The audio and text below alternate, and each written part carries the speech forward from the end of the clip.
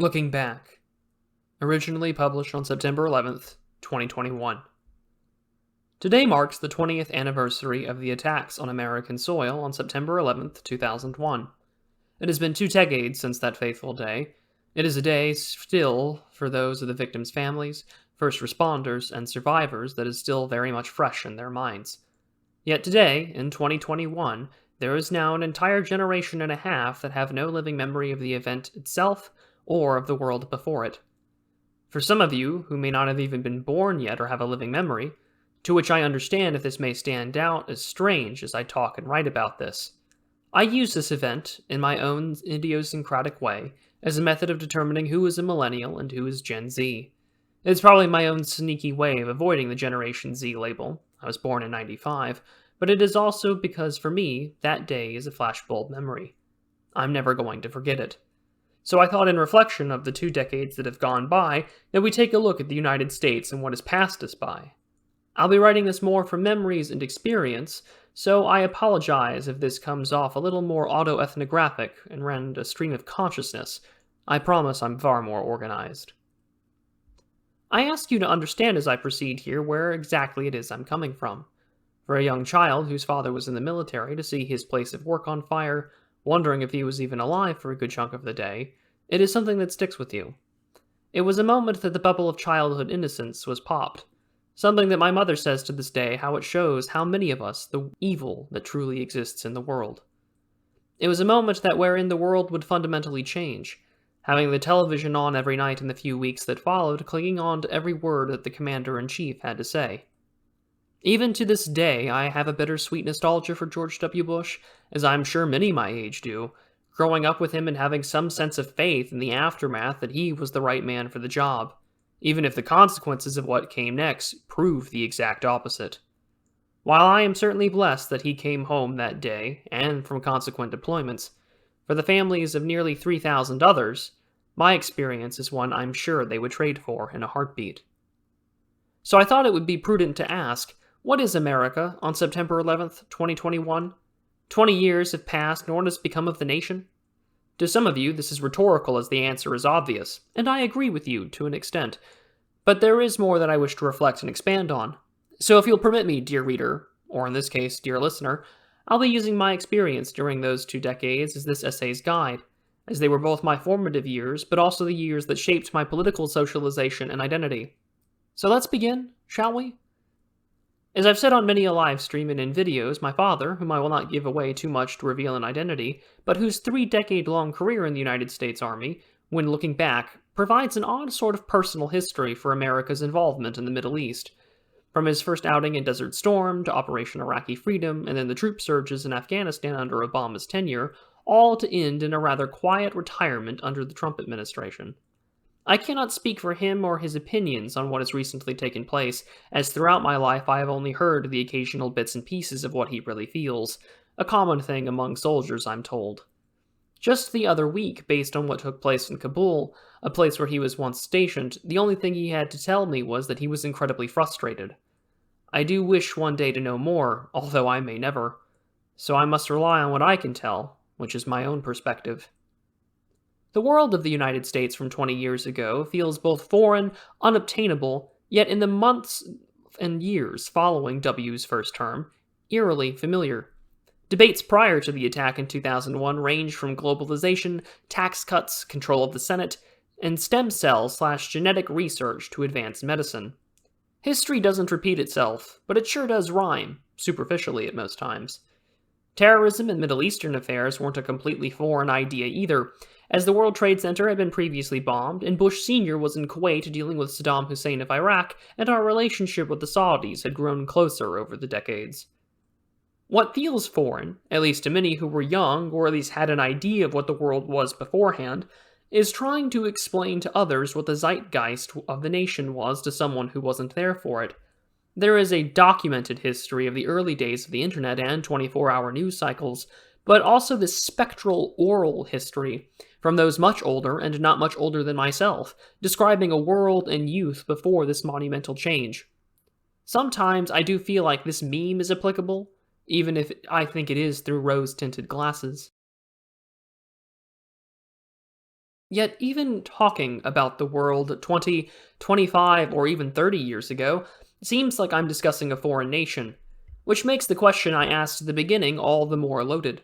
The wars that began after September 11th, with most households having landlines and dial up internet, to conclude in a time where 5G is being unveiled and instantaneous access to the world is a technological marvel taken for granted to a point where the European Union has just about declared it a human right.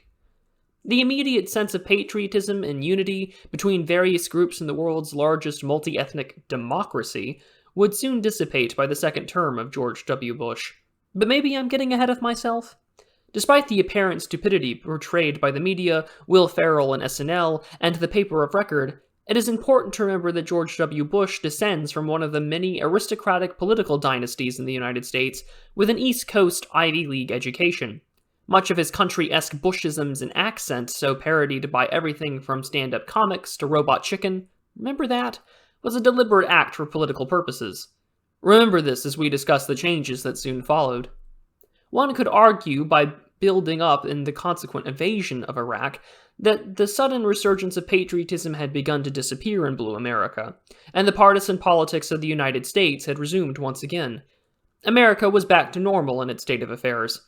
After all, there was mass encouragement to Americans immediately after the attack to not let them stop you from living your life and enjoying your freedoms. Phrases like "shop till you drop" or "no terrorist is going to ruin my vacation." This isn't to say, however, that people were entirely clueless to what was coming. Whether it was Hunter S. Thompson or some rando on the internet, the predictions made were prescient, to say the least. The acceptance of what came in the name of national security and freedom still permeate in the culture within Red America.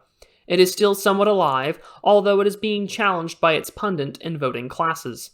Growing up now overseas by the time the invasion of Iraq had started, the pride that came from kids my age when Saddam was captured and that Baghdad was being secured by American forces was something that we mindlessly cheered on.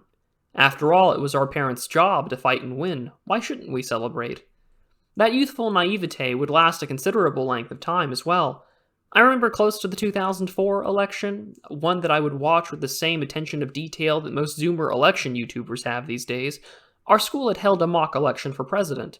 It went 70-30 for Bush to get a second term, which sounded about right for the military politically, back when it was an army of one and not diversity as our strength. The trust in the government, at least for Red America, remained high even as there was opposition and justifiable concern from their Blue American counterparts. However, the imagery, trauma, and desire to get up and fight back as a country gave way for a generational change as to how the regime rules. I can recall in a surreal fashion in high school in 2011, when Osama bin Laden had been reported to have been killed by SEAL Team 6, how we just celebrated like we had won the World Cup.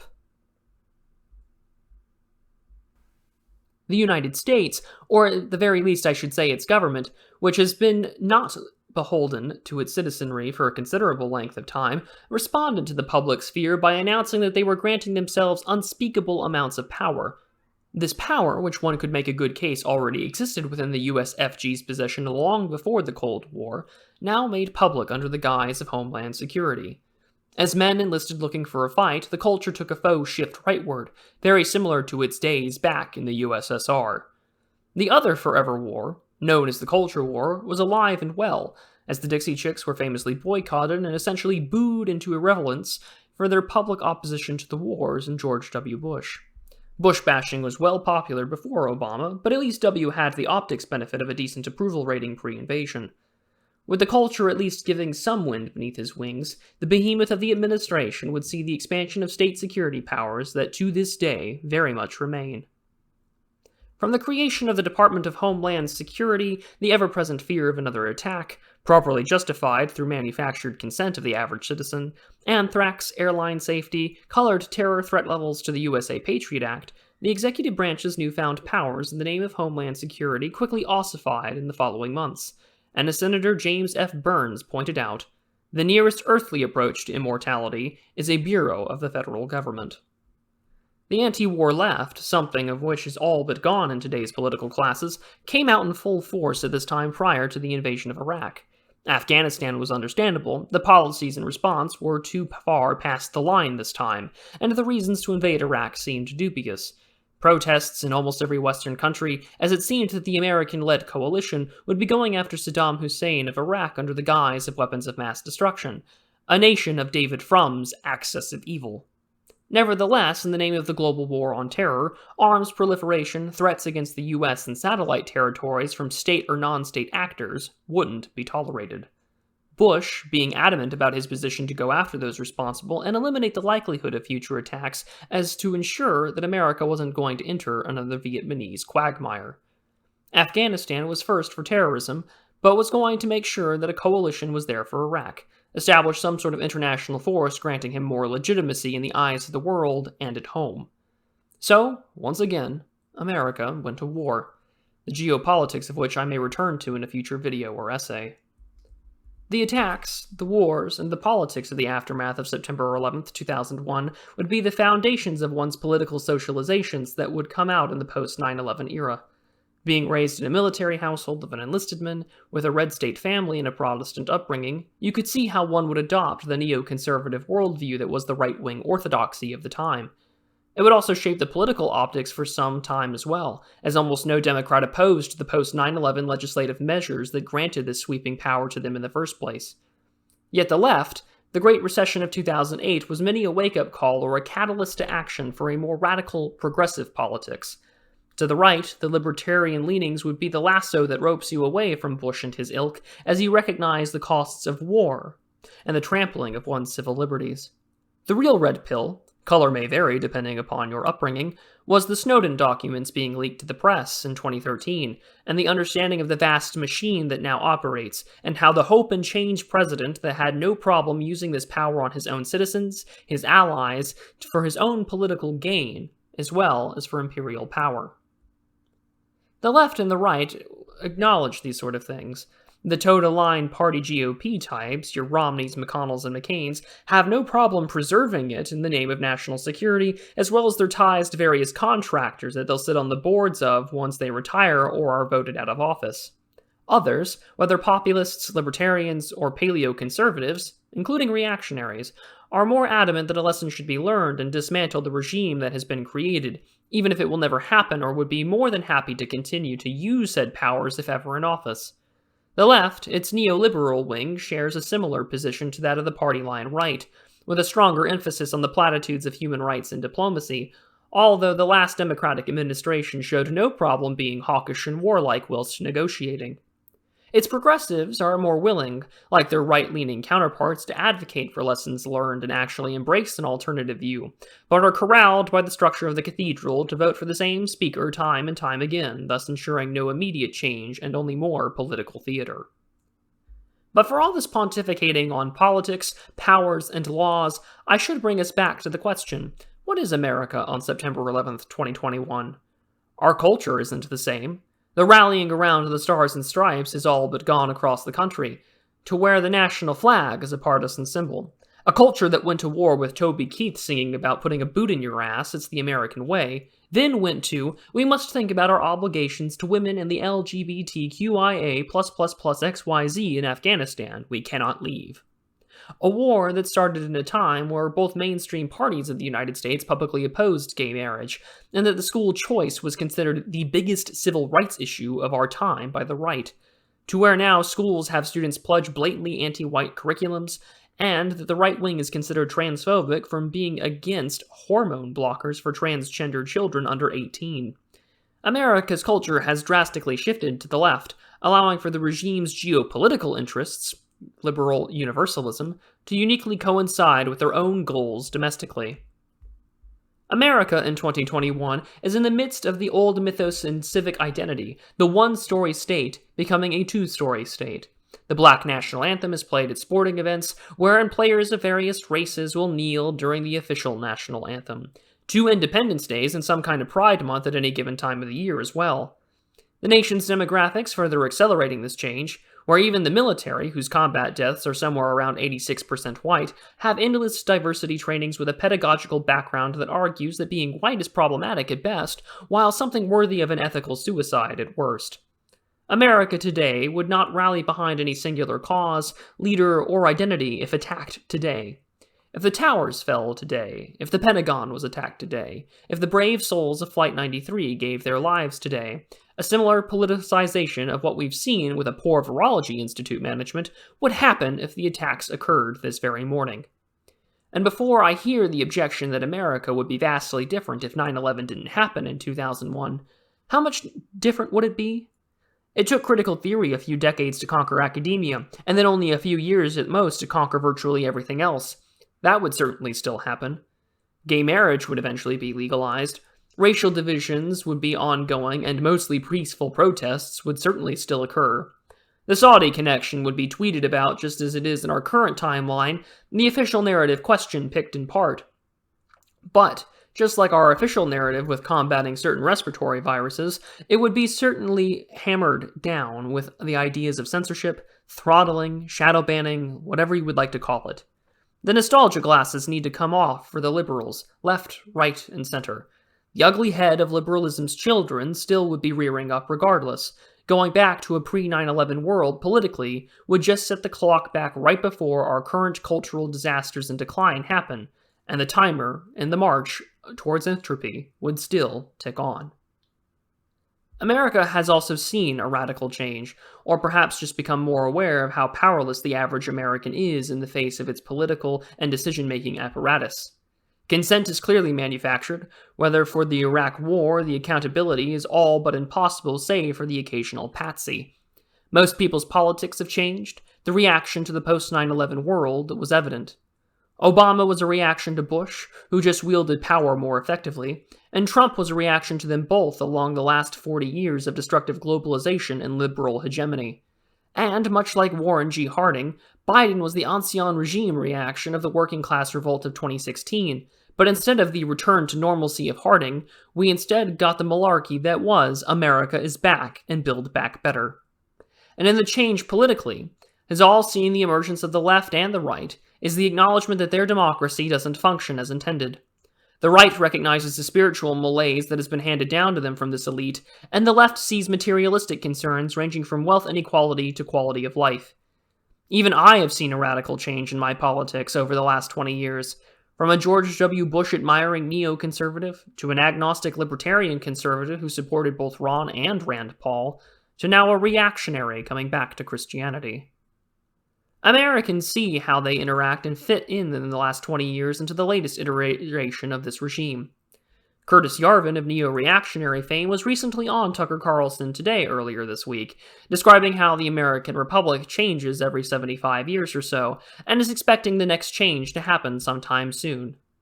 That change to the Fifth American Republic has already happened in the months that followed September 11th, 2001. More obfuscation of power behind unelected bureaucracies to the executive branch, ranging from the National Security Council to the Department of Homeland Security, all the while the legislative branch has grown in power by using its power of the purse to help fulfill these interests, not only of their campaign coffers and to secure their own agendas at the same time, with only token resistance from those who will shout before the abyss yelling, "Stop!" We are now living in an era of not one man saying, "Give me the power to rule and change things," but instead a vast coordinated effort of semi-public and semi-concealed figures in the press, civil service, academia, grant-funded NGOs, working in a seemingly coincidental but coordinated manner to move things towards a particular direction. Instantaneous communication and control of that communication makes it easier to manufacture consent, censor and silence dissent, and facilitate the direction of the Overton window, as well as reach out with its vast cathedral to secure its interests and ensure that one half of the nation is ready to jump for joy when the other half is crushed by state power. Its radicals are encouraged as they are the big ask before the small step towards said ask by its public faces. With the power to change elections, scientific consensus, and definitions overnight. All the while, the poor yell at their Twitter feeds and TVs, the middle class are left trying to survive inflation and taxes, while no one helps them aside from platitudes, and the wealthy, not of the in-group, can have only a mere modicum of influence. To look back, it is of a tragic irony to have started this war being ignited by an attack, images of poor souls trapped in the towers, opting to fall to their deaths than to be burned up or crushed by the rubble. Then to only see Afghans fall from American planes as we depart the country in defeat from the very war we entered because of these attacks. America, as a nation, is not healthy. nor is its populace regardless of race. Oftentimes, I see people invoke a post 9/11 unity as some sort of white flag to call a truce to their political enemies and find a way to come together. Unfortunately, as long as our current governing ideology of liberalism still exists, such a unity will never come, just as a world prior to the attacks will not return to us either. America on September 11th, 2021 is a husk of what it once was, whether it was of social mobility to quality of life. All the while, the latest iteration of the regime established by this great national and global tragedy continues to use these newfound powers in the global war on terror to turn it into a domestic one. To finish off, dear reader, and now dear listener, today is a very dark and somber day. I will probably sit outside with one of my father's various duty station mugs in hand, thinking about that day and how lucky I am that he survived this global war on terror. Thousands of servicemen and women didn't, nor did the hundreds of thousands of others around the world impacted by these wars, with the countless maimed or the taking of their own lives after coming home. America on this day is wounded, divided, and now reeling from the consequences at home of the powers that were created and given to the regime 20 years ago. 20 years may not seem like a long time, but oh, how the times have changed.